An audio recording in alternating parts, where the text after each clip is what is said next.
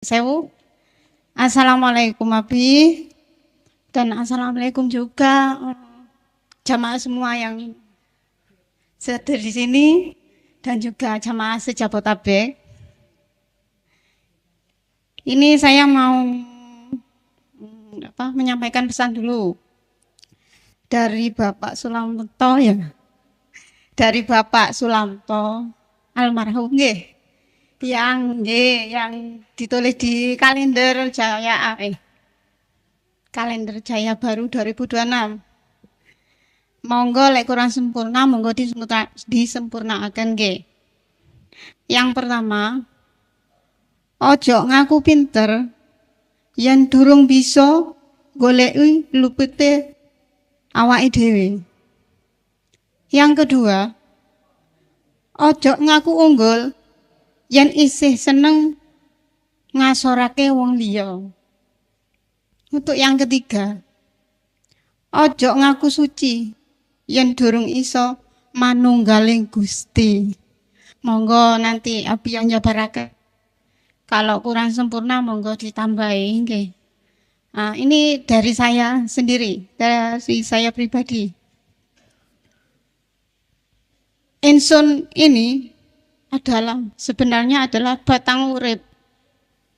Sing urip namung Allah.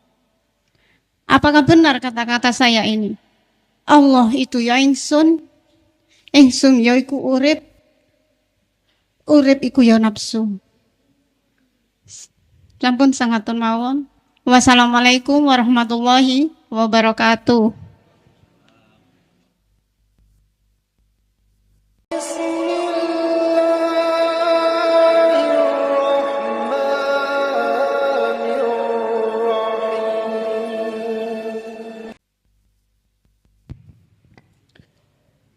Dari pertanyaan teman panjenengan terkait 3 hal tadi. Almarhum nggih, ojo kesusu ngaku pinter. Ojo kesusu ngaku, kesusu iku apa, Pak? Terburu, ya. Unggul, ojo kesusu terburu ngaku suci. Niki pitutur dateng kita sebagai salik. Supaya enggal salik itu, usul itu ada di situ. Sebab yang berhak ngaku suci, ngaku unggul, ngaku pinter mung Gusti Allah. Siapapun kita kalau tidak duduk di musyahadah, mesti sing ngaku pinter, unggul, lan suci. Jebule nanti mesti ngasorno wong, nggih. Mengatakan orang itu orang yang selalu maksiat dan seterusnya. Niki memang proses kita, Pak. Proses kita sebagai salik berkewajiban untuk tazkiyah, bersuci dari hal-hal pengakuan 3 tadi. Makanya mengapa wajib hukume setiap rasul iku uzlah. Wajib. Setiap salik yang menginginkan untuk bertemu Allah wajib uzlah. Tazkiyah, bebersih diri. Ada yang mengatakan mujahadatun nafsi. Ada yang mengatakan meditasi, bertapa. Topo sampen kali kula niki tidak seperti para kekasih zaman dulu. Kekasih zaman dulu tidak hanya secara batiniah saja meninggalkan seluruh hiruk pikuk dunia. Sak jasate. Garwa ditinggal, anak ditinggal, dunya brana ditinggal secara fisik. Sebab apa? Sebab beliau-beliau itu punya anggapan Kalau aku terus secara fisik gembul pada 3 perkara iki, jeroku iki kena. Rohaniaku itu kepancing. Akhirnya ditinggalkan, Pak. Lah, nguniku salah. Mboten. Menurut kula nggih, mboten. Mboten, walaupun itu tidak kami perintahkan. Saya katakan tidak salah. Saya lebih menekankan supaya dalam hal menemui Allah itu di segala hal apapun. Sebab yang menguasai garwa anak dunya brana ya Gusti. Ya Gusti Allah ya ana kono. Makanya inilah Pak tembung dawuh para rama, nger kuwi kudu iso topo nggon papan sepi ya papan rame. Ini ki wae maksude niki bayai ampun. Niki yang kami gunakan selama ini. Karena miturut kitab hikam niku ada 2 sistem untuk bisa sampai pada Allah, makrifat pada Allah, imannya ihsan, 1 wasilun, 2 majdubun.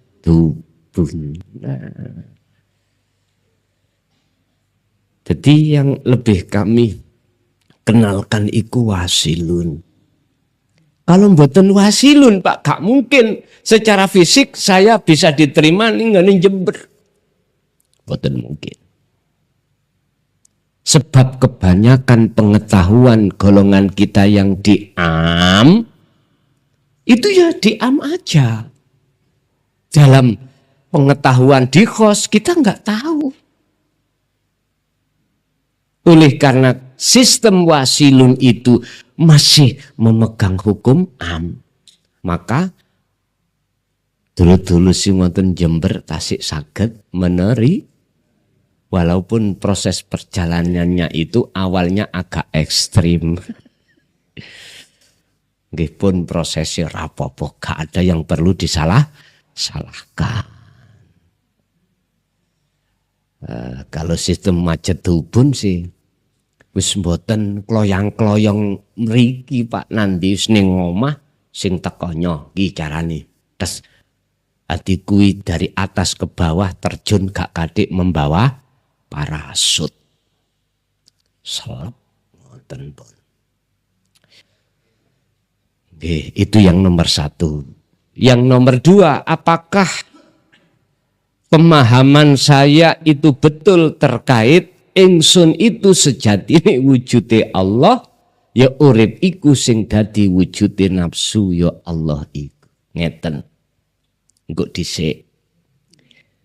Kula gak ujug-ujug ngomong leres, tak proses sik cek mboten bingung. Saya ngambil dasar hujah surat Al-Hadid ayat 3. Yang di situ bunyinya huwal awwalu wal akhiru wadh-dhahiru wal batinu. Kalau Allah itu tidak hanya di awal dan di akhir, di dalam setiap keadaan masalah, Allah juga di dohir ya di batin. Ngeten Pak. Selama jenengan kali kula iki ditarik Allah di makrifat batinnya Allah, maka Allah belum bisa jenengan lihat sekseni dengan ainul basariyah. Sehingga ini makhluk. Ini makhluk. Dan ini masih bisa diterima oleh kalangan umum. Tapi ketika saat jenengan iki ditarik wujud dohire Allah, niki wis duduk makhluk. Dan ini bisa disaksikan dengan mata dohir, gitu.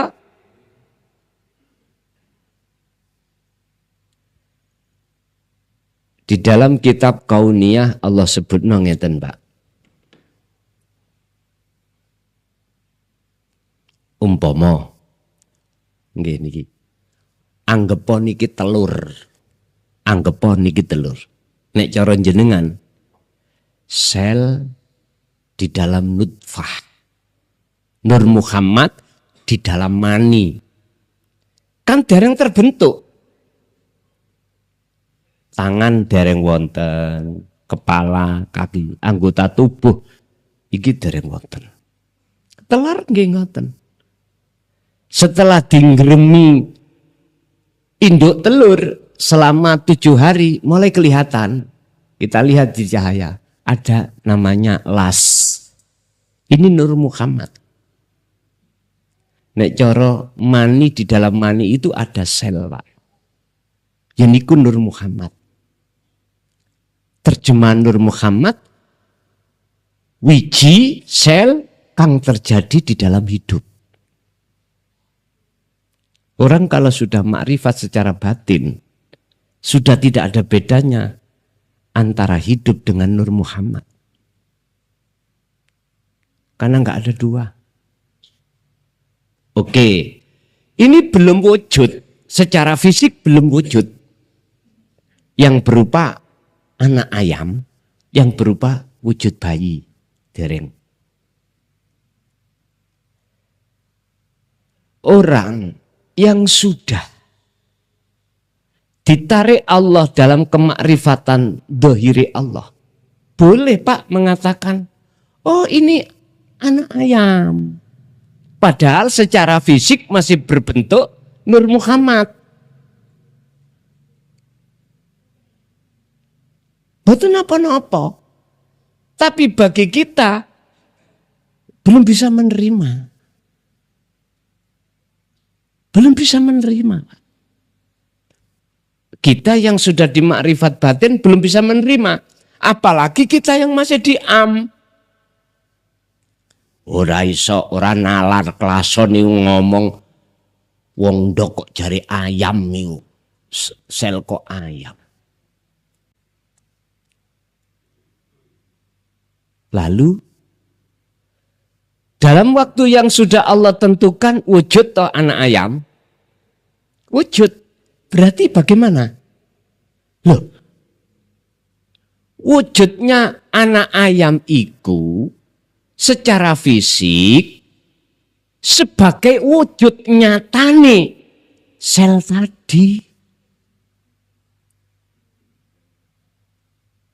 Wujud sel di dalam nutfah tadi melahirkan ngatakno wujudnya aslinya secara dohir wujud bayi sampean kali kula niki.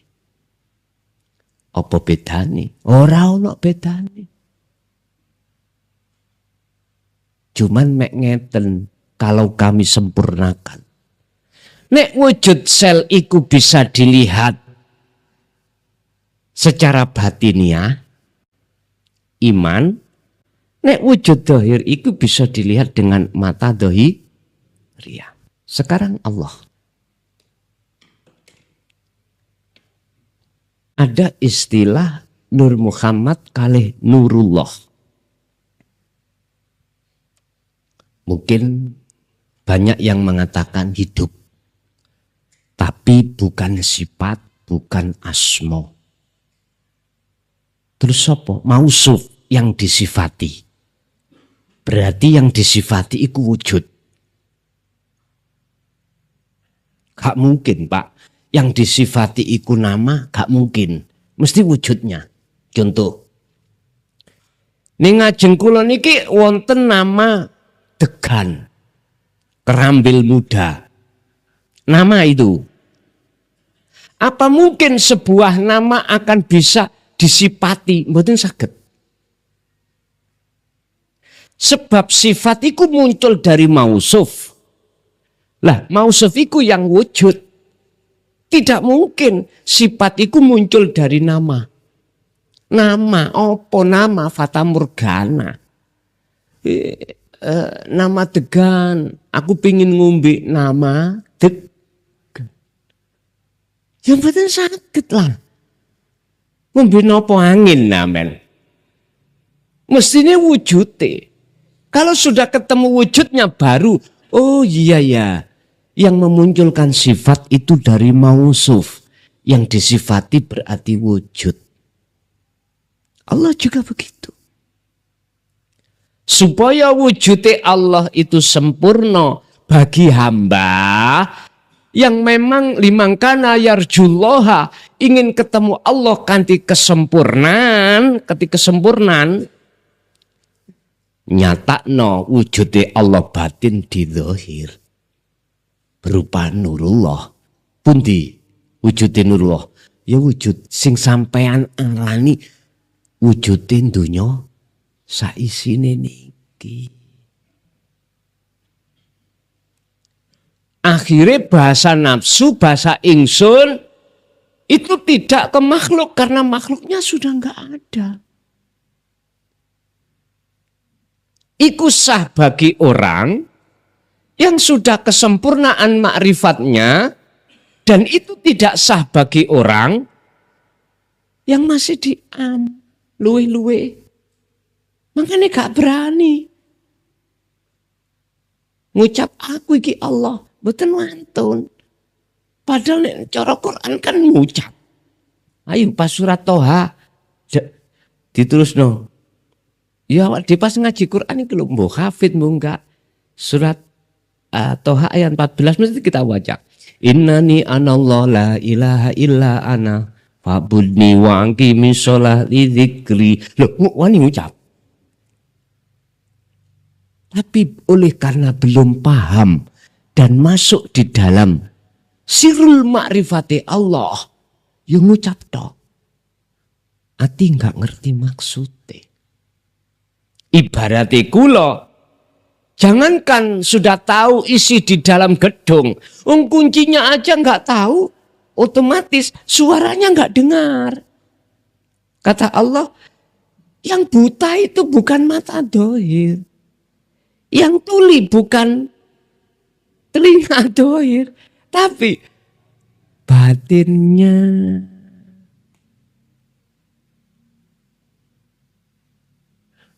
Sehingga lewat pertanyaan yang nomor 2, betul Bu, berarti sah bagi sopo. Yang bagi yang sudah ditaruh di situ.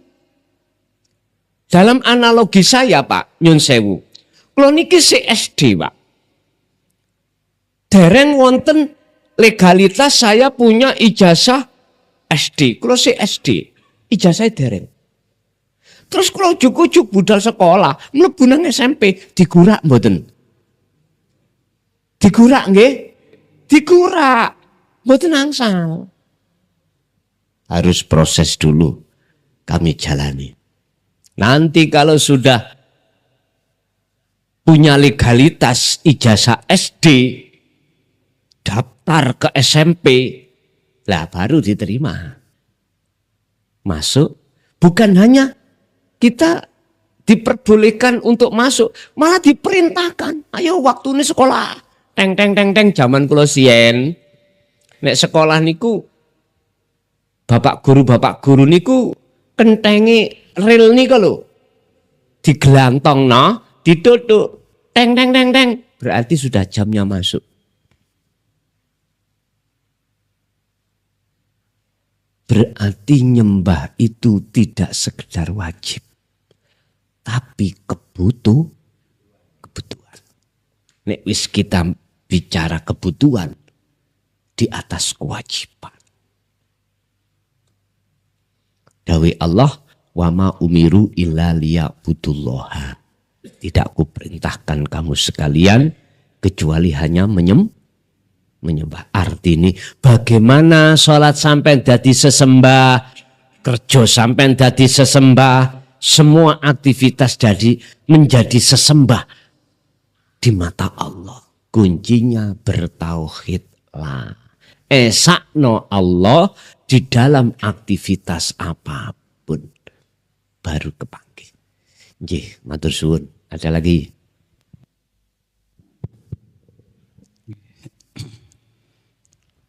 Saya itu panggil tambah jeru panggil. Mboten usah mboten teng jenengan monggo rilek mawon. Santai mawon, nggih. Satu lagi dari ibu-ibu mungkin ada yang bertanya, silahkan dari ibu-ibu rumiyin. Wonten Bu. Kalau nggak ada, geser ke bapak-bapak, nggih. Nggih. Ini tadi juga dari bapak-bapak ada pesan dari saudara kita dari Gambirono, nggih. Ada dari Gambirono, nggih. Bapak dari Gambirono yang mau bertanya. Oh itu ya di belakang. Silakan maju Pak.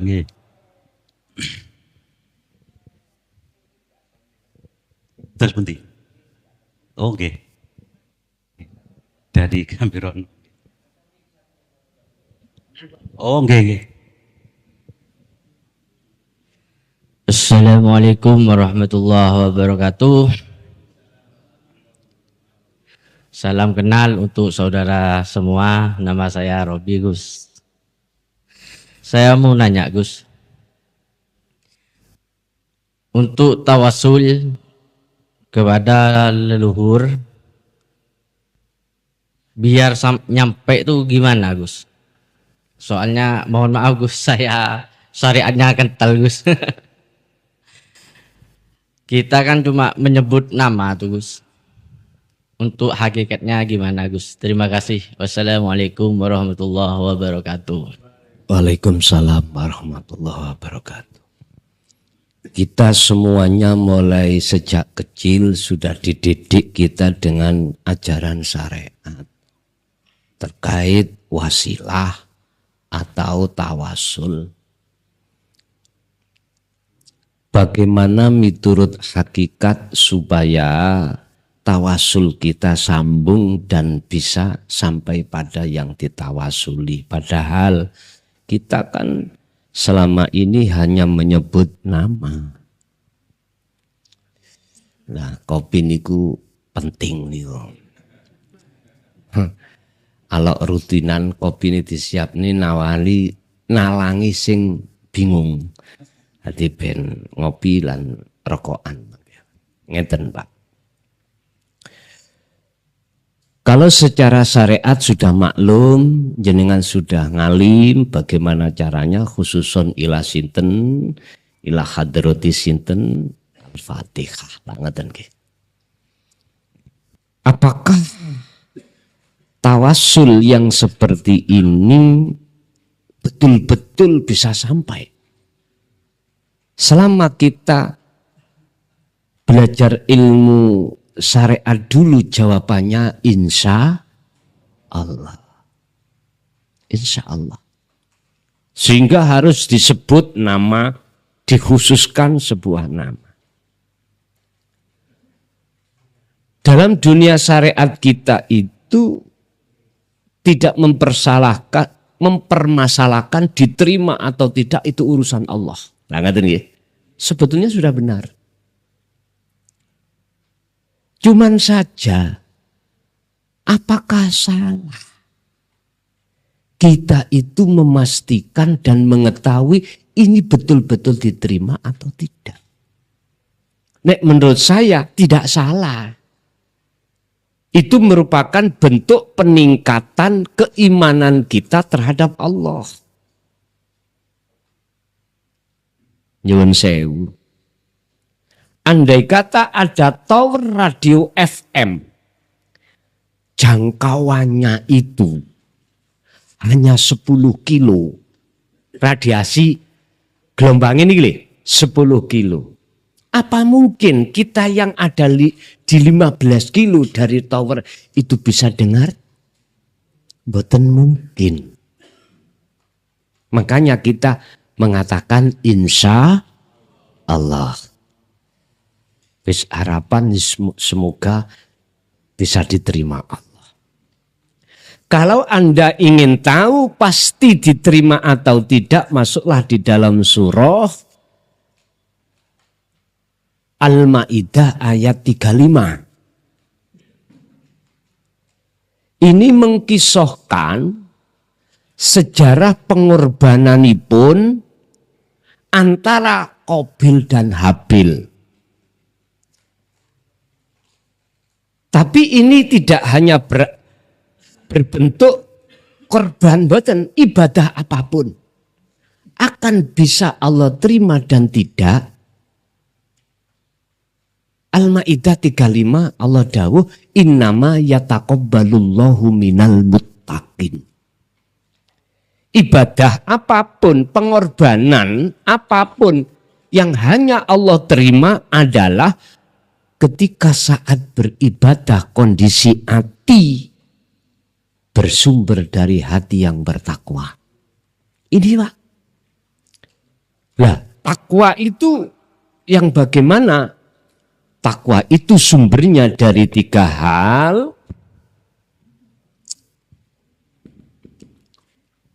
Ilmu,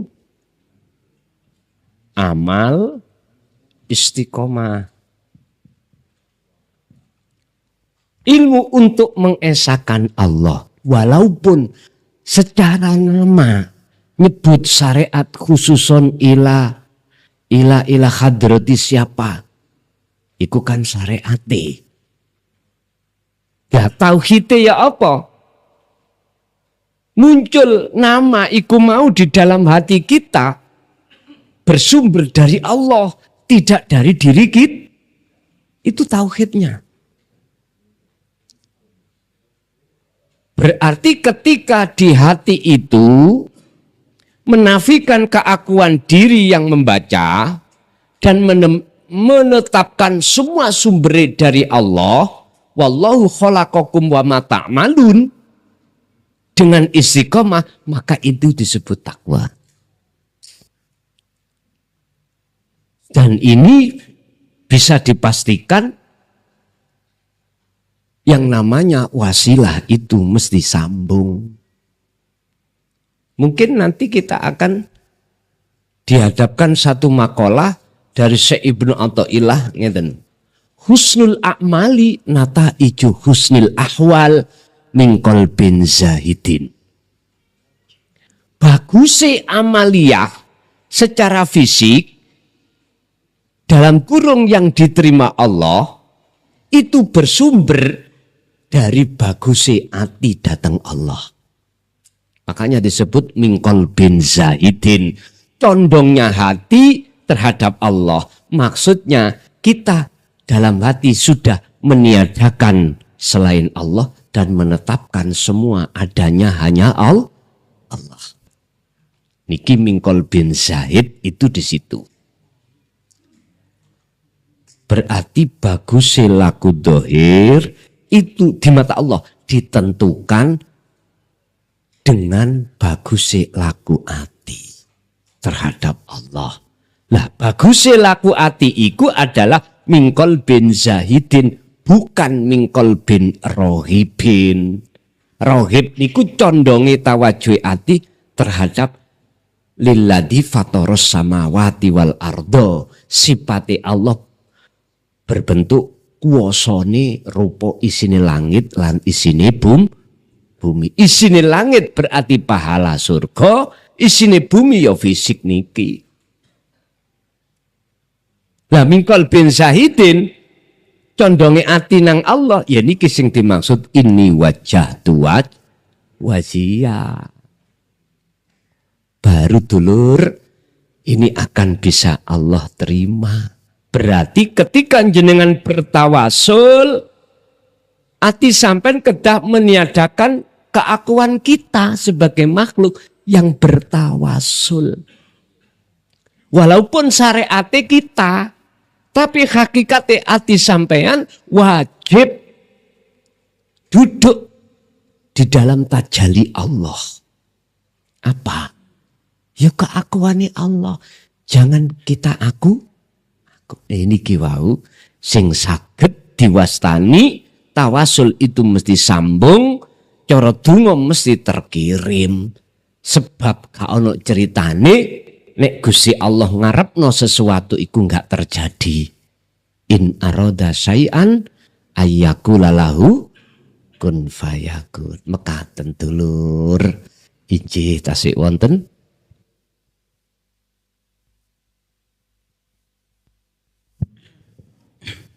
Nggih. Matur nuwun. Saya ulang lagi nggih. Tadi 3 pesan itu nggih, ya seperti yang ojo kesusu pinter, ojo kesusu ngaku niku wau, yang 3 hal itu tadi itu pesan dari saudara kita sebelum meninggal. Dari Bapak Sulanto Serut Panti Rambi Puji. Jadi beliau sebelum wafat itu menulis 3 pesan itu tadi. Itu. Pun lanjut, ada lagi dari saudara kita Kencong, dari Bapak Ali Mustafa. Ini yang katanya takut untuk bertanya, tapi silakan. Monggo dari Bapak Ali Mustafa Kencong. Assalamualaikum warahmatullahi wabarakatuh. Badhe nderek tanglet Gus. Masalah reinkarnasi tolong panjenengan jelasaken secara hakikat Gus. Sampun, wassalamualaikum warahmatullahi wabarakatuh. Reinkarnasi, kembali. Inkarnasi adalah pertumbuhan ataupun kebangkitan. Selama apa yang kita dengarkan, pelajari di dalam ilmu sejati, iki sing nate wonten dunia ilmu kejawen lho ya. Pahamane ngeten. Makanya kalau lurus nih. Ketika saat jiwa itu belum sempurna, rodiatan. Niku surat Al-Fajr. Ya ayyatuhan nafsul mutmainnah irji'i ila rabbiki rodiyatam mardiyah.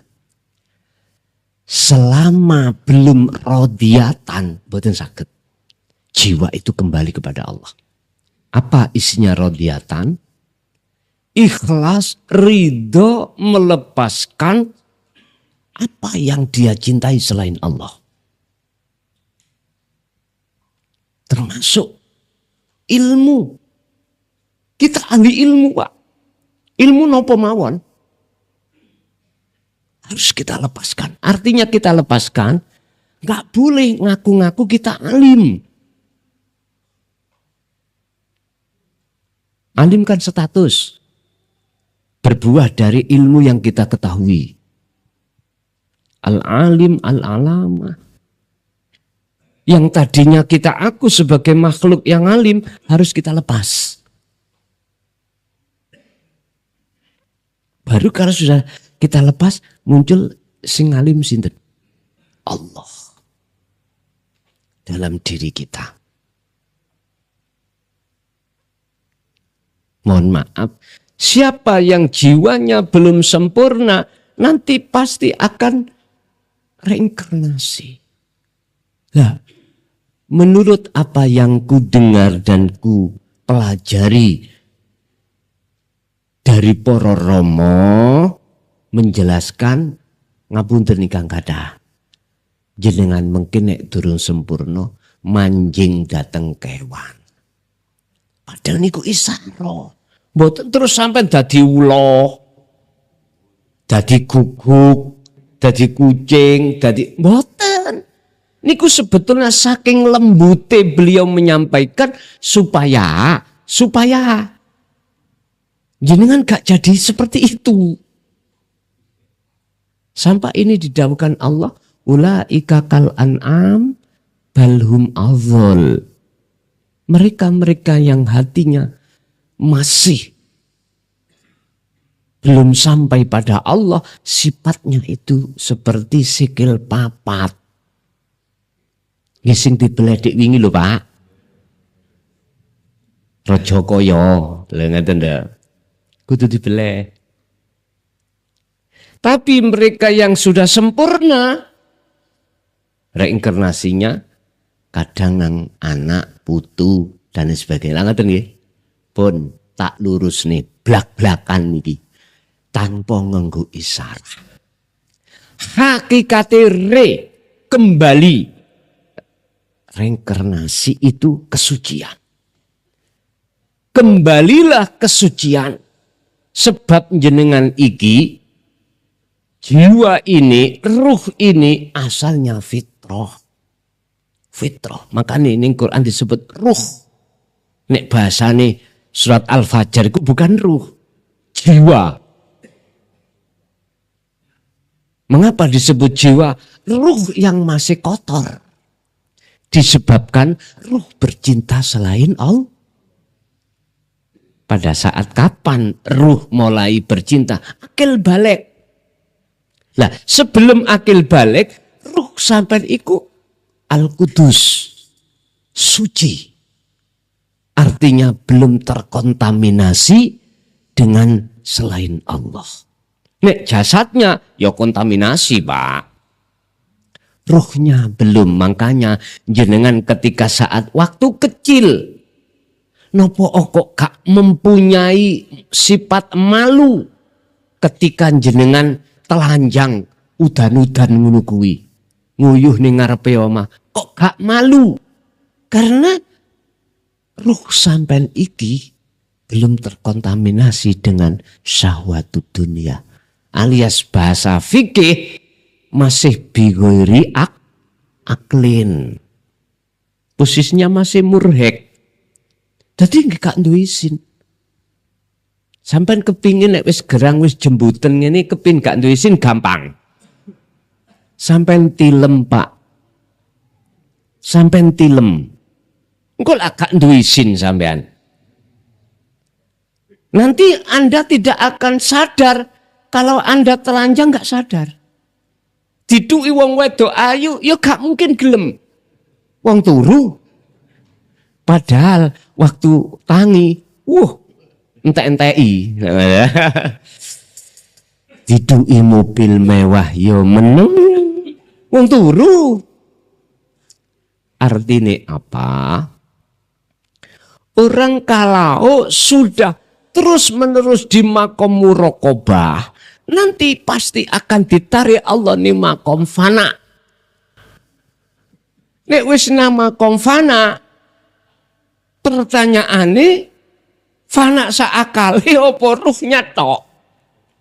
Kalau saakale kita derek cilik wau. Metu njabane omah kelontang, kelontung. Gak isin. Karena memang jenengan tidur. Mboten malu, Pak. Tapi kalau difanakan dari selain Allah, biruhin fakot, akal sik nyambung. Hukum syariat mesti jamin jogo. Al-imtithalul awamir, jenengan selalu menjalankan perintah, wastinabun nawahi, meninggalkan larangan. Ati pun mboten saged, sudah tidak bisa menyaksikan selain Allah, mboten saged, tidak bisa. Karena apa? Mripate ati ditutup wujude Allah batin. Wis, mboten saged nyapa-nyapa.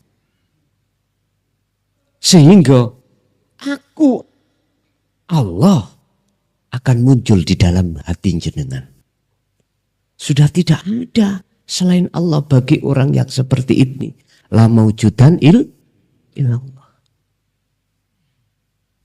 Ya Allah, wis hakikati kembalilah kita waktu kotor ini karena terjerat, terkubur oleh kepentingan nafsu, kembali ke fitrah. Kembali ke fitrah, bangkitlah. Bicaranya bangkit. Sebelum jenengan bangkit, dibangkit ke Allah secara syariat setelah datangnya hari kiamat miturut syariat. Bangkit dulu. Makanya inilah Pak, pentingnya risalah Rasulullah di dalam jalur tauhid itu ada di sini.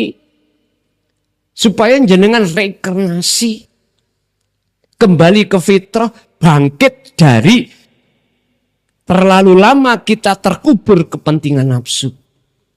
Kalau dalam makalah beliau, kitab Hikam kalau nggak salah pasal 11, carane bangkit reinkarnasi itu beliau katakan idfin wujudaka fi ardil humul. Pendemen keakuanmu, wujudmu di bumi kesunyian. Iki piye to bumi kesunyian, bumi humul. Gak mudeng son aku. Ngeten. Siapapun kita kalau belum terlibat melakukan mujahadatun nafsi atau menafikan keakuan diri dan nanti akan muncul keakuannya Allah. Nggih niku wau ndasik ngelu sik gak paham. Padahal secara ilmu saya jabarkan ngeten lho karepe mendem jeruning bumi humul keeksistensian kita, keakuan kita. Berzikir sirul asrar. Dampaknya nanti jenengan akan mesti merasakan kehadiran wujudnya Allah dalam diri kita. Bukti nih Allah hadir. Terjadinya gerakan secara fisik. Ini betul-betul min sadrillah, bersumber dari Allah hidup itu. Saya suwe lama kelamaan nggih niki sing disebut makom fana, ya bumi kesunyian. Artinya tidak ada siapa-siapa, hanya aku Allah. Inilah yang dimaksud bumi kesunyian. Nek bahasa syariat ngeten bumi kesunyian. Wis jenengan ojo awor. Jangan senggolan secara fisik bojo anak dunya brono. Sampai mlebu kamar kunci tekon jero, lakukan dzikir yang sudah Allah berikan tadi. Sampai kapan son? Sampai waktu yang tidak bisa kita tentukan. Gak luwe son, yang gomi rong dos. Nek kepingin ngopi son, yang go kompor sak kopi sak gulone. Ya apa repot-repot. Pak Yun Sewu. Sampai semrap ceritane Ashabul Kahfi nggih ning Quran niku 300 kalau nggak salah wakilah 350 tahun yo ramangan ra ngombe ra mati yo diturokno Gusti Allah kita sampean wis gak usah mikir engko nek luwe ya apa son. Nek kudu rokokan ya apa son? Gak usah mikir ngono. Nek pancen Gusti Allah kok menghendaki jenengan kongkon gawa mirang dos yo gawa. Rokok rong pres. Gula kopine nggih ngoten. Pun ngalir mawon. Itulah namanya fana itu bumi kesunyian. Kalau sudah jenengan pendem di bumi kesunyian, munculnya mesti aku Allah. Wis iki tak terasno cara kitab kauniyah ngene, Pak. Kita sebagai Pak Tani ketika saat menanam kacang, biji kacang, kebanyakan itu enggak pakai kulit. Kulitnya sudah dilepas. Ditaruh, dipendem. Mengapa harus kita pendem? Kita kubur supaya cukurnya bagus. Kalau jenengan nandur kacang sampai uncal-uncal kok nandur kedele ini ya. Dieker-eker pite. Dientekno doro. Macam-macam. Walaupun tidak cukup mboten sae. Gampang rubuh. Kalau nggak percaya sampai buktekno. Mengapa harus dikejek, terus dipendem, terus diuruki? Supaya tumbuhnya bagus. Artinya apa Pak? Ngeten. Ya ayuhal hadirun, ketahuilah, uzkuru, bahwasanya di dalam biji sapi, ya man, biji kacang niku ada Nur Muhammad. Ada kehidupan. Cuman belum kau tampak. Tapi hati bisa meyakini kalau ada. Jikalau biji itu sudah tua. Kalau masih muda, betul sakit. Artinya, kemakrifatan itu bisa jenengan tempuh, bisa jenengan raih, kalau jenengan menggunakan utlubul ilma, ilmu tuwek. Iku ilmu tauhid. Baru sakit dokul. Lah, ketika dokul Pak, seret. Pohonnya sudah kelihatan. Percaya nggak percaya Anda, terima nggak terima Anda. Iki nyatane wujud dohire Nur Muhammad. Bahasa Allah, dunia saisine iku wujud batine Allah. Terima gak terima terserah. Mboten apa-apa, gak terima. Jarang paham mboten apa-apa. Kula mboten nyalahno jenengan. Kula maklumi laksana ana wong mripate ora ketok ning ngarep ana cagak ditabrak mesti. Ya aja disalahne, maklumono sebabe ora ketinggal, tidak bisa melihat. Andai kata beliau itu bisa melihat di depannya ada cagak, nggak mungkin Pak. Bathuk itu ditabrak nih, nggak mungkin. Laksana seperti itu, dan itulah karakter Rasulullah. Tidak pernah menyalahkan bagi mereka yang menentang tauhid. La ikraha fiddin qad tabayyana rusdu minal ghayy. Itu karakter Rasulullah. Dan ini selama ini yang saya berupaya saya tiru. Sehingga di WA saya ada yang mengatakan ajaran roti rasa tai. Ya mboten napa-napa. Manggil kula niku anjing, babi, ya ora apa-apa. Memang iku tujuane kula jeke netepno bahwasanya saya anjing, saya babi. Menetapkan sifat keakuan makhluk terhadap makhluk. Sing api-api iku mung kagungane Gusti. Nggih matur suwun bagi panjenengan yang memanggil saya di WA anjing utawa babi, matur suwun. Kula evaluasi diri luwih berhati-hati.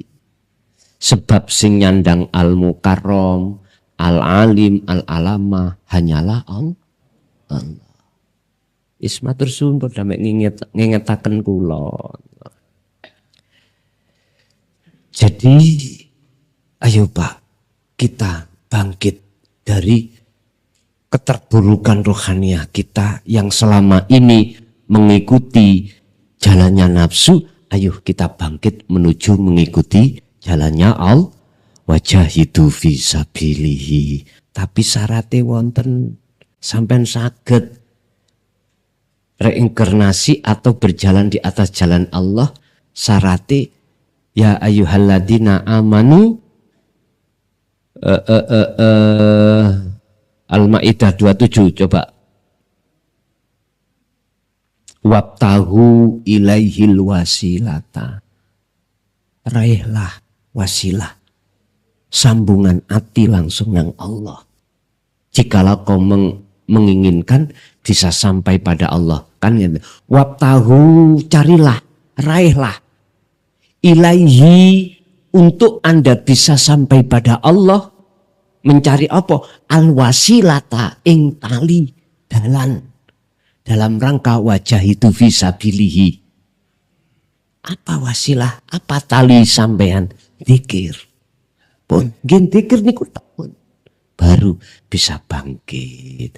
Dadi kula lurusake dawuh para rama sing diplesetke kaya ngoten niku artine di dunia ini monggo jiwa kita jangan berjalan di atas jalan nafsu. Berjalanlah di atas jalan Allah. Caranya wajib kita mendapatkan wasilah dulu. Setelah itu baru bisa sambung terus nang Gusti Allah. Berarti makrifato sebelum mati panjenengan kali kula datang Allah. Makrifatlah dulu sebelum kepada Allah sebelum kita meninggalkan dunia. Mutu qoblal maut. Matikanlah keakuanmu dulu waktu di dunia qoblal maut sebelum kematian secara syariat. Mekaten dulur, boten kok ya ketika kita mati roh kita manjing nek sing belum sempurna nang kewan, nek wis sempurna nang makhluk boten. Makhluk manusia anak putu boten. Jadi di situ yang dimaksud reinkarnasi adalah keluarnya jiwa dari belenggunya hawa nafsu. Siapa ketika di dunia sudah lakukan ini, maka setelah kita meninggalkan dunia secara syariah, maka barzah itu sudah tidak berlaku. Sebaliknya, barang siapa ketika saat di dunia belum kembali kepada Allah, jangan harap kita akan bisa kembali setelah kematian. Karena itulah terjadinya hukum alam barzah itu di situ. Makanya para kekasih Allah itu Pak Bu ya, boten mati, boten terbarzah, boten. Bahasa mukasyafahnya beliau itu sakit memandang jenengan belajarnya terus sakit. Cuman kita yang tidak bisa karena kasaf kita belum dibuka Allah. Mekaten. Nggih, tasik wonten monggo. Nggih, matur nuwun. Ini masih ada waktu ini ya, ada kesempatan bertanya dari Bapak Kerangkongan dari Ustadz Maskuri. Monggo disilakan.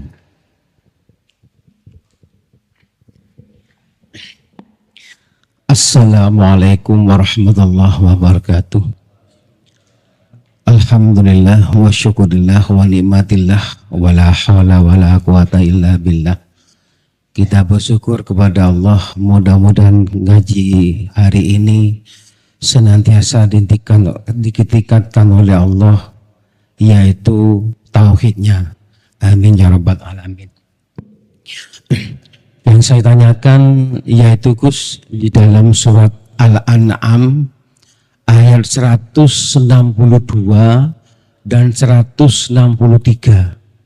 Di situ dikatakan, Kul katakanlah Muhammad, inna sholati wa nusuki wa mahyaya wa mamati lillahi rabbil alamin la syarika lahu wa bidzalika umirtu wa ana awwalul muslimin.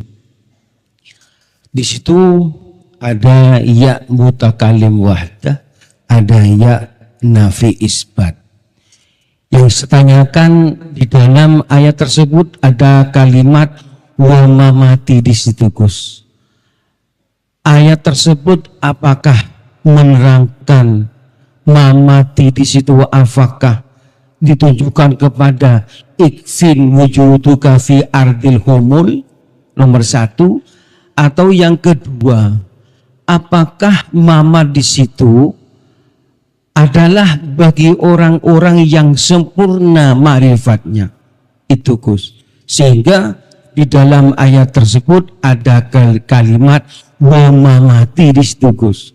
Apakah orang tersebut sudah memiliki gemboknya dan kuncinya itu, sehingga ayat tersebut bisa nasi bersambungan dengan mala tastati iya ro'yatuhu wa wujudullah. Sehingga ayat tersebut ke sana Gus. Mausuknya gitu loh Gus. Yang kedua la syarika lahu wa bidzalika umirtu wa ana awwalul muslimin. Di situ ada ana di situ Gus. Kalau belum ana apakah dikatakan muslim di situ Gus? Di situ ada ana. Begitu Gus, kalau ada salah khilaf minta maaf yang sebesar-besarnya. Wassalamualaikum warahmatullahi wabarakatuh. Warahmatullahi wabarakatuh. Niku sering kita waos, ya, sering kita waos. Nanging banyak di antara kita, hati kita belum memahami maksud yang sebenarnya daripada surat Al-An'am ayat 162, 163. Kalau boleh, saya ambil makna secara makrifatnya. Pertama, proses dulu. Kun niku kan kata perintah. Perintah Allah langsung terhadap kanjeng Nabi. Sing isine perintah. Pertama, niki posisi muraqabah.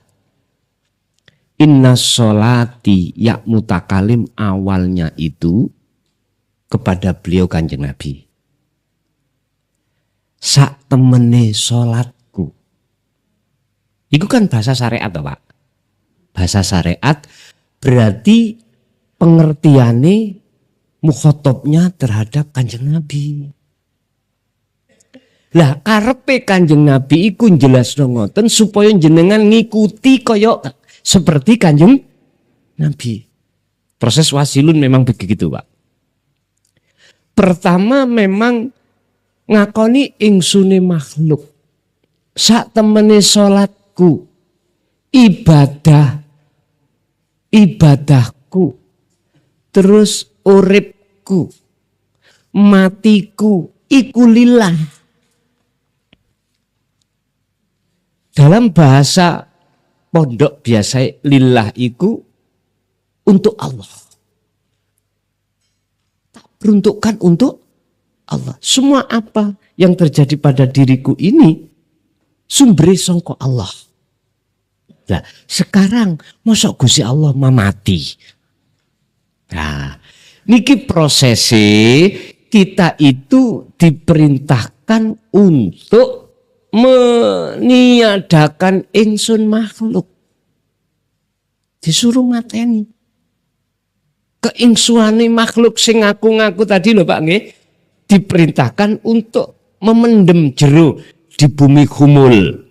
Kalau ini sudah mati, lillah itu tidak diartikan untuk Allah mboten. Lillahi rabbil alamin, untuk pangeran sing nguasai ngalam kabeh. Ndak. Jadi ya napa? Kalau sudah mematikan keakuan diri, maka sumber apapun yang berbentuk gerakane salat, nggih, gerakane ibadah, hasil ibadah niki sedaya gerakane urip kuwabeh, gerakan yang ada di kematiane ati, nek syariate kematiane jasad. Iku lillah sing gerakno mung Gusti Allah. Berarti hati seseorang itu sudah di zona nafi isbat. Sudah meniadakan keakuan diri, lalu keakuan Allah. Berarti niki makom makrifat. Kalau dalam hikam disebut ihsan. Imannya seseorang sudah ihsan. Lalu baru dikoyiti lasari kalahua Wa bidzalika umirtu wa ana awwalul muslimin. Oleh karena Quran iki wahyu Allah diturunkan pertama kali datang Kanjeng Nabi, ya otomatis bahasane awalul muslimin. Wa ana dan aku orang yang pertama pasrah nang Allah. Nah, jenengan kali kula ikuti. Bagaimana caranya kita itu betul-betul muslim, pasrah. Atiku dateng Allah. Wong pasrah niku nggih pun statusnya la haula wala quwata sudah. Bahasane pewayangan. Awak dhewe ya wis wayang. Wis dadi wayang. Gak punya sifat daya upaya untuk melakukan perbuatan baik atau wala kuwata tidak punya kekuatan untuk menyegah maksiat, nggak ada sudah. Wayang, makanya wayang baik golongan Ngastina utawa Ngamarta wayange dikeplekno ora tahu sambatan. Gur meneng ae. Sing ngomong iku dalange Pak duduk wayange. Misale yang namanya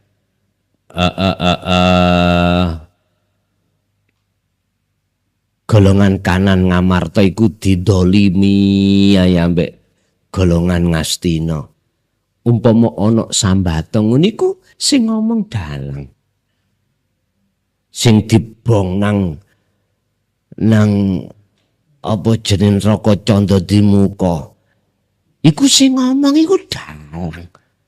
Wayanganipun boten ngomong. Lha niki wa ana min awala wa ana awalul muslimin. Pertama kali secara syariat dia Kanjeng Nabi orang pertama yang muslim. Waktu di zamannya, artinya kita wajib untuk mengikuti Kanjeng Nabi, teladani. La syarika mboten wonten perserikatan nyekutokake lahu maring Allah, mboten wonten. Lah bentuknya mana? Kalau kita itu sudah betul-betul mengesahkan Allah, tidak menyekutukan Allah alias kemurnian tauhid. Ya ketika saat jenengan iki sudah tidak ada keakuan makhluk. Alias yang ada keakuan Allah.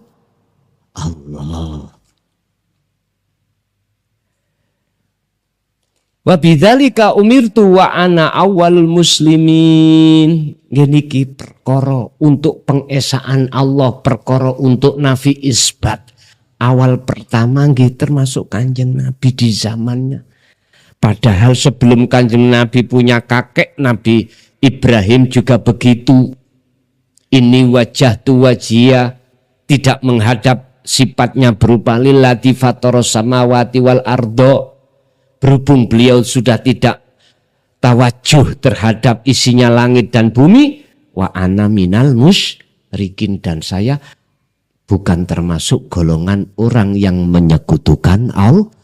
Sama kali putuni pun yang disebut Kanjeng Nabi Muhammad sallallahu alaihi wasallam. Nah jenengan miturut ayat ini disindir. Sindirannya apa? Wis ndang lekas ikutono jejak Rasulullah. Urusan jenengan secara gen dohir ada nasab atau tidak, dzurriyyah tidak, bukan urusan. Gak usah dibahas. Artinya jenengan gak usah menting aku iki dzurriyyah atau aku bukan dzurriyyah, gak usah. Sing penting teladanono Rasulullah. Nek jenengan ati betul-betul neladani Rasulullah, maka gen batinnya Anda Rasulullah Shallallahu Alaihi Wasallam. Walaupun irunge pesek. Nggih. Lho estu. Lan jenengan, lah kita irunge mancung, kok karakter sifat hati kita tidak seperti Rasulullah? Jelas bukan. Jelas bukan. Sekarang karakter dohir aja, karakter batin aja nggak ada, apalagi karakter dohir, gen batin aja nggak ada. Mohon maaf, secara otomatis gen dohir nggak ada. Wong duriyah Rasul iku boten wantun kok Pak ngaku-ngaku. Kalau asli duriyah Rasul ya boten wani ngaku-ngaku. Karena itu larangan. Sebab wong nek wis wani ngaku-ngaku padha karo kejilut riyah. Padahal miturut pelajaran tauhid, riyah itu harus hilang dari hati. Mula wis gak usah geger. Dandanono atimu kuwi nang Gusti Allah. Karena umur kita itu enggak tahu kapan kita kembali dalam kematian. Ojo lincip-lincip lah. Yang merasa duri, gak usah lincip-lincip. Umat iki suguhono teladane Rasul. Perilakunya Rasul bagaimana? Intinya tidak akan menyekutukan Allah. Pandangan syariatnya gimana? Tidak menyekutukan Allah. Wafinadori ma'rifatnya bagaimana? Pandangan ma'rifatnya jelas nang umat. Mestinya gitu. Lawang Kanjeng Nabi ku dicatoni mboten geding ngambek sing nyatoni kok. Kanjeng Nabi lho Pak diantem letonge unta lho mboten bales ngantem. Estu iku Kanjeng Nabi. Ya wis diteladani sak sagete. Didoni wong ya kayak ana dhuwit sing ngidoni. Dilokno wong kayak ana dhuwit sing ngilokno. Suwe-suwe lah gak dingilokno sampean nang. Mergae dhek mendapatkan uang. Tapi suatu saat gak ada duit, aku cak oleh duit tak ilok nih meneh ta itu. Wah mbuh nek ngono terus. Bapak Ibu hadirin rahimakumullah. Sebetulnya itu kita dididik ilmu syariat itu Pak, baik ilmu nahwu sorofe untuk ngeklopno. Mohon maaf ya. Untuk ngekelopno dalam pemahaman yang sebenarnya. Sehingga ada ya mutakalib, ada ya sing sifati harus dinafikan. Tapi umur-umur kados jenengan kali kula wis gak jaman. Niku jamane yuga-yuga anak-anak kita yang masih di tarbiyah, ibtidak, sanawi, aliyah. Makanya kula sering katakan ondokno Pak, ondokno anak iki. Didikno nanggone ilmu salafnya. Biar dia mengerti tentang beberapa ilmu. Tapi jangan lupa satu ilmu yang harus kita modalkan terhadap anak kita. Yaitu ilmu tauhid. Utlubul ilma, wajib laki maupun perempuan untuk mencari satu ilmu ini, kata Rasulullah Sallallahu Alaihi Wasallam. Ternyata adalah ilmu tauhid. Sampeyan takok ahli tasawuf hadis niki mukhotobe sarai al ilma iku ilmu apa? Mesti jawab beliau ilmu tauhid. Nggih. Nggih, tasih wonten, monggo.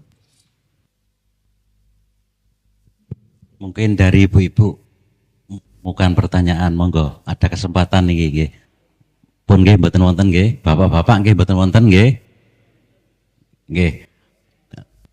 Wonten nggih. Oh nggih, monggo disilakan.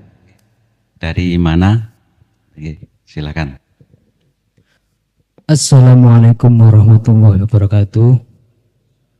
Perkenalkan Gus, kula mukhlisin, mboten mukhlason nggih, mukhlisin lho. Saking Jember, Ambulu, Leri Watulon. Niki Gus, kula badhe napa pengin semerep. Kula kan tasih pemula Gus niki. Napa kula niku sering mengikuti pengajian-pengajian panjenengan Gus. Lah temriku niku kula tergelut napa nggih? Kalih sanad niku Gus. Sing pertama niku sing kaping kalihipun nggih saderenge ngapunten menawi pertanyaan kula niki kok mboten bejaji. Niku masalah sahadaten niku. Tapi teng mriku kok enten syahadat tunggal, Bok menawi enten tutoriale dari sahadaten menuju ke syahadat tunggal. Mekaten Gus, mohon penjelasanipun saderenge ngapunten sanget menawi pertanyaan kula niki mboten mejaji. Mekaten Assalamualaikum warahmatullahi wabarakatuh. Waalaikumsalam warahmatullahi wabarakatuh. Sedaya pertanyaan iku bejaji, Pak. Sekecil sebesar apapun bejaji. Sebab ngeten, memang sing tangklet jenengan, tapi jawaban manfaatnya untuk kita semua. Bejaji Pak nggih? Nggih. Tentang sana. Di dalam hukum am baik di syariat maupun thariqat wajib sanad iku muttasil. Muttasil iku sambung. Bab sanad ada kalanya ilmu, bab sanad ada kalanya guru. Kudu sambung sampai Kanjeng Nabi. Iki bahasa pandangan finadori syariah lho Bang nggih. Finadori dohiriyah. Yus kita hormati. Maksudnya ilmu guru cek gak ada hubungan kecampuran ambek nafsu karepe ngoten. Sehingga mengapa sanad ini kita bahas, kesehatan ilmu ini kita bahas. Dari sapa gurumu, oh iki lah gurune sapa, oh iki. Nek cara ditulis ngono ngebeki meja mungkin nggih, ngebeki meja. Dan itu miturut pandangan syariah, dohiriyah penting. Karepe untuk membedakan sanad itu mutasil atau munfasil.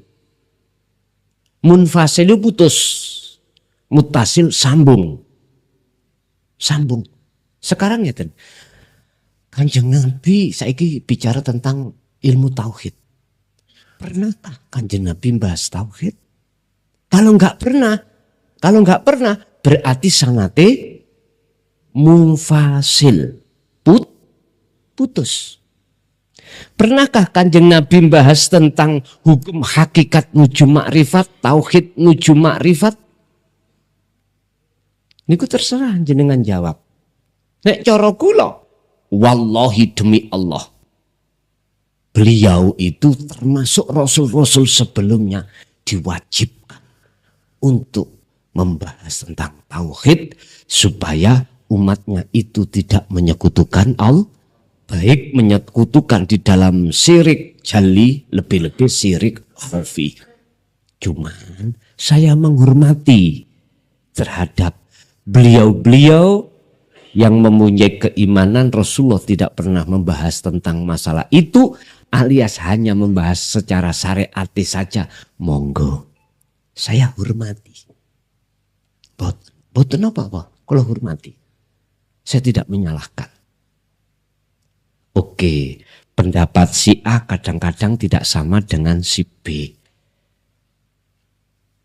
Cara memandang seseorang dalam satu kejadian itu ada dua. Ada yang memandangnya itu yang berlaku makhluk, ada yang memandang yang berlaku semua adalah dari Allah. Dari Allah. Monggo. Jenengan kali kula lungguh ning pundi, didudukno di mana. Makanya di dalam dunia tasawuf itu ada makom dua, makom am dan makom khos. Ada di situ. Pun sekarang sanad miturut hakikat, pandangan hakikat. Gak oleh putus, harus muttasil. Masalah ilmu, saya yakin kalau Rasulullah itu nyampe no, dan itu juga dijalankan Rasulullah, sambungane iku sanad langsung nang Allah. Wasilah nih lho Pak, sambung ilmu. Sekarang habis ilmu, habis syariat, thariqah. Pernahkah Rasulullah berthariqah yang seperti thariqah zaman sekarang? Terserah jenengan. Sekarang ada banyak thariqah namanya muktabaroh. Disebut muktabaroh itu sanadnya sambung sampai Rasulullah. Iya dan tidaknya semua kita nggak tahu.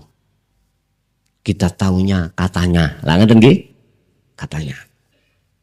Sudahkah pada zaman Rasulullah itu thariqah A, B, C, D dan seterusnya yang disebut muktabaroh? Iku jenengan umat sing jawab sendiri. Saya tidak bisa jawab. Tapi dalam hati saya bisa menjawab. Ngapunten. Bagi Rasulullah yang disebut thariqah, jalan, adalah ibadah mahdoh dan ghairu mahdoh. Murni dan tidak murni yang kita sebut hukum syariat. Nah, ketika secara jasmani beliau menjalankan hukum syariat, ruhaniyah beliau sanate sambung langsung nang Allah. Dengan bentuk nafi isbat. Ini yang terjadi. Sehingga dalam hal membahas tauhid ini tentang thariqah, jalan, itu tidak hanya yang kita sebut at-thariqatul mubarakat, muktabaratu. Tidak hanya itu. Apa? Seluruh aktivitas sampean, contoh sholat, ikut thariqah. Nama sholat ikut thariqah. Nama zakat thariqah. Pertanyaannya ada hakikatnya enggak? Tujuan. Kalau ada, tujuannya kemana? Jenengan kerja tujuannya kemana? Jenengan sholat tujuannya kemana? Ada macam dua hati manusia Pak. Ada tujuannya ke makhluk, ada tujuannya ke kholik. Tujuan ke makhluk, contoh saya kerja, ya cari uang. Saya makan, ya cari supaya kenyang. Hilangnya lapar. Saya gombol bojo tujuannya klimak, nikmat secara fisik. Saya sholat tujuan saya pahala supaya dimasukkan surga. Monggo. Ini urusan sampean kali kula piyambak. Tapi ada orang yang tujuannya hanya satu. Nyembah, ketemu sing disembah. Ada situ. Tujuannya hanya ingin ketemu Marak lan ketemu Allah. Sesuai dengan surat Al-An'am, Nabiullah Ibrahim ini wajah tuat. Iya.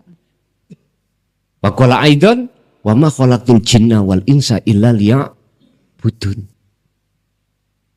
Makanya mengapa surat Al-Anbiya itu setelah la ilaha illa ana fa'budun. Supaya hamba-hambaku iki Muhammad kanjeng Nabi biar menyembah kepadaku dengan benar. Maka kenalkan tauhid la ilaha illa ana. Dalam Al-Quran cuman 4 Pak tauhid itu. La ilaha illallah huwa anta ana. Hanya itu, selain sudah nggak ada. Jadi apapun alasannya, yang namanya sanad secara hakikat, wasilah ini sambung langsung kepada Allah. Urusan syariat terserah. Toriko jenengan terserah. Toriko sampean babat suket. Nama babat suket iku toriko. Hati jenengan tujuannya apa? Metui Allah apa metui ben dapat suket buat makan kambing. Terserah. Kalau Rasulullah ya fid dunya hasanah wa fil akhirati hasanah. Dunyane bagus, akhirate luwe-luwe. Berarti dunyane bagaimana? Jasmania itu menjaga hukum syar'i, ruhaniah menjaga hukum hakiki. Itu beliau. Kita nggak bisa 100% neladani Rasulullah samampune. Samampunya. Kita semua yang hadir ini syariatnya ya gak podo. Ada yang 40%, 50 dan sebagainya. Udah ini gak usah diurai. Yang terpenting kita bagaimana rohaniah hati kita itu soyo suwe lama kelamaan tambah bagus di mata Allah. Ngoten mawon sebab mboten enten syarate. Jenengan kali kula niki kuwi sok marifat kudu hafal Quran mboten. Kudu paham kitab mboten. Syarate mek situk kudu fitrah atimu sangka saliyane Allah. Pun ngoten. Syahadat di dalam syariat yang ada itu syahadata ini Pak, enggak ada syahadat tunggal. Artinya syahadata ini persaksian dua. Kita meyakini Allah itu pangeran kita, Tuhan kita. Dan Nabi Muhammad sebagai utusan Allah. Nek sampean iki mencari syahadat tunggal, sampean wajib harus masuk ke ahad. Sebab disitulah antara yang menyaksikan dan yang disaksikan pelakunya tunggal. Berarti harus proses nafi itsbat. Sekilas info mekaten. Nggih.